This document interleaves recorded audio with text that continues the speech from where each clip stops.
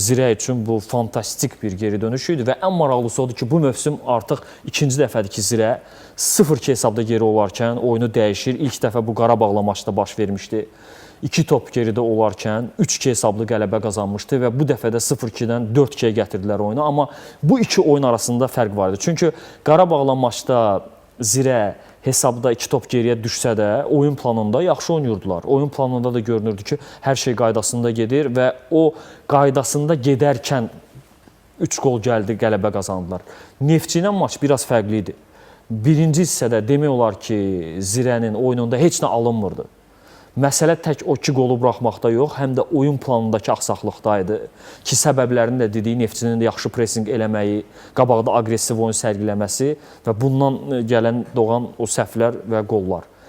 İkinci hissədə bir növ vabank getdi Zirə, artıq daha sürətli oynamağa başladı. Bütün hücum potensialını ortaya qoyaraq bir oyun elementləri göstərməyə başladılar. Burada xüsusən mən İssa Cibrillanı qeyd eləmək istəyirəm. Avrokubok maçlarında Zirənin konferans liqasında play-off'a getməyinin qəhrəmanları var idi. Təbii ki, onlardan biri qapıcı Thiago Silva idisə, onlardan xüsusi önəm daşıyan, rol oynayan futbolçulardan biri də İssa Cibrilladır. Bu adamda inanılmaz güc var. Biraz da futbol intellekti olsaydı dəyəri tam fərqli olardı.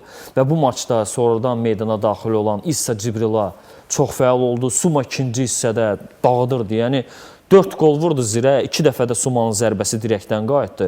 Bütün komponentlərdə üstələdilər. Getdikcə sürəti artırdılar o 4 qol.